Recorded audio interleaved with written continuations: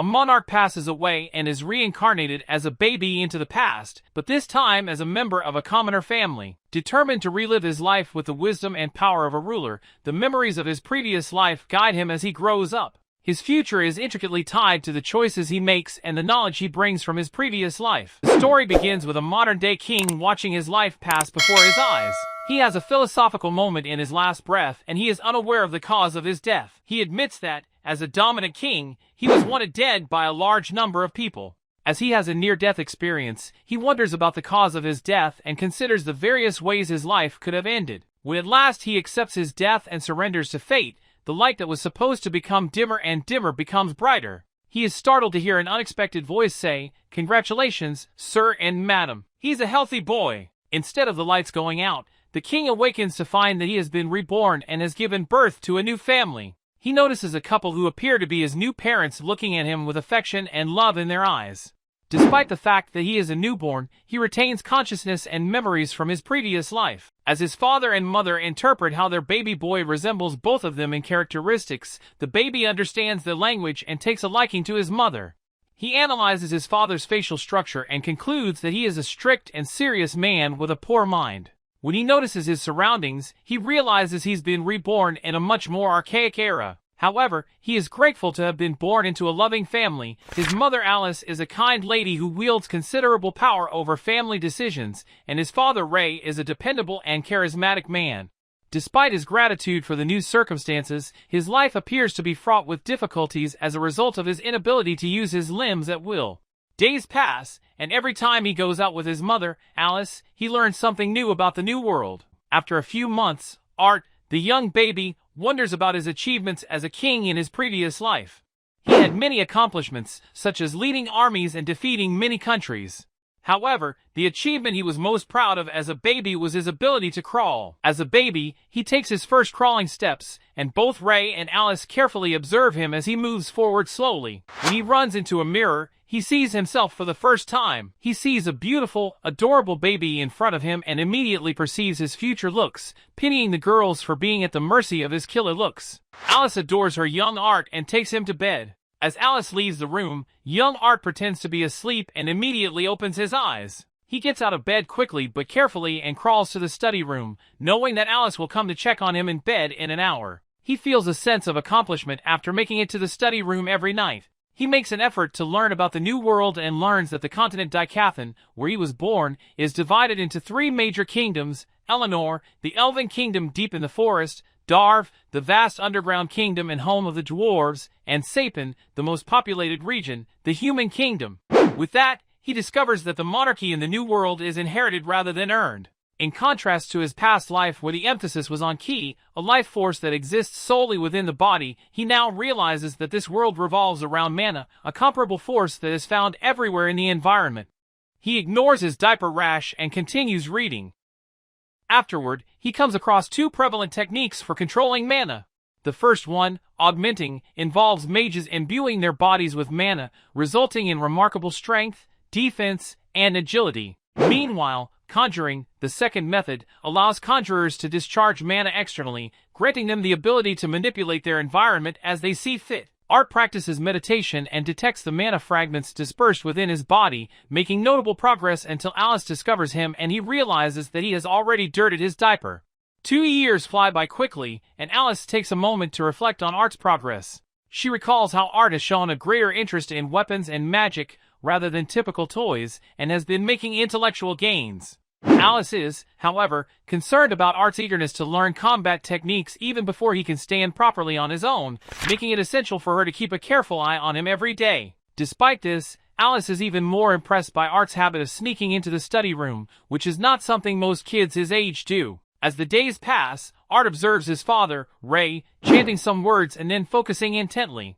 He watches with amazement as Ray lifts rocks off the ground using his mana. As soon as Ray lifts the rocks off the ground using his mana, Art senses that something big is about to happen. However, to his disappointment, Ray merely throws the rocks back down. Despite this letdown, Art takes pleasure in watching his father work hard to hone his conjurer mage skills. A fleeting desire to jump out the window appears on Art's face, but his fear of heights makes him carefully climb down instead. Alice takes Art to bed, but he's such an intelligent kid that he adorably begs his mother to let him play in the study room. Alice is swayed by her son's request and can't resist allowing him to enter the study room.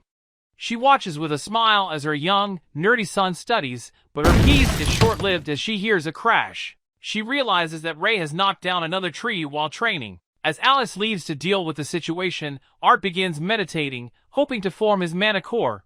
He remembers his past 2 years of hard work, carefully guiding his mana fragments toward the center of his body. Now, he's finally on his way to channel and focus all of his mana at the body's center. Meanwhile, outside the home, Art's parents are busy dealing with the fallen tree when they hear a massive explosion. Reacting quickly, Ray dashes behind Alice to shield her from the effects of the blast. They notice that their house has been blown up. They are both safe but terrified, and their terror grows as Alice recalls leaving the young Art inside the house. Something snaps inside Ray, and he rushes towards the wrecked house. He removes the debris and is shocked, laughing because what he sees is by far unbelievable. Alice follows him, and they both notice that Art has formed his mana core at the age of 3. Art, who is still unaware of his surroundings, enjoys the sensation of walking like a grown-up with his eyes closed. He cherishes the feeling of having his own mana core as he opens his eyes, but as he watches the destruction caused by his mana core awakening, he believes his home is under attack. Months pass and Art learns to read and write from Alice while watching their house be rebuilt. He also learns the fundamentals of mana manipulation and develops an interest in becoming an augmenter mage. He works out with his father and receives a wooden sword for his 3rd birthday. Art is studying one day when Ray enters his room and takes him outside to give him sword training. Art is not impressed by Ray's explanation to flow the mana into his body and then to the sword since Ray is not the intellectual type. He takes a stance and swings his sword, attempting a couple of strikes on Ray but failing to connect. After becoming frustrated, he realizes that unless he does something to impress Ray, he will not be left alone. He decides to give it his all in order to save time for studying and stares at Ray with razor-sharp eyes. He moves quickly after concentrating on his mana and splits Ray's stick in half with the help of his wooden sword. Ray is taken aback by his young son and finally lets him go back and study. Art returns to his room and begins focusing on his mana core, believing he has a lot to do in this regard. We discover that the mana core is initially black due to the body's blood and other impurities mixing with the mana that forms the mana core. As impurities are filtered out over time, it transitions from black to red, orange, yellow, silver, and then finally white, indicating the purest mana core. While Art is concentrating on the purity of his mana core, he is interrupted by a voice. Alice invites him to dinner and Ray brings up the topic of Art finding a suitable mentor at the dinner table. As they argue about whether they should make a decision about their son's future, Alice and Ray engage in a series of back-and-forth verbal battles.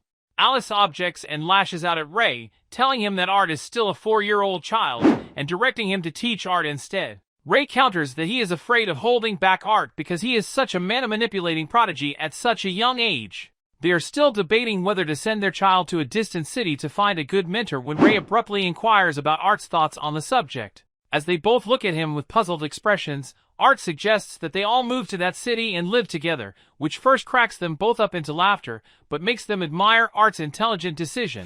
Art returns to his room, which has been converted into a study room, and begins reading a book. Alice enters the room and grabs the book from his hands, telling him that they are leaving for Xyrus City first thing tomorrow morning because some old friends are also traveling to Xyrus City and they are taking them along. Art does not object and instead rejoices because he will have a better opportunity to learn about this new world once he travels and moves to a big city.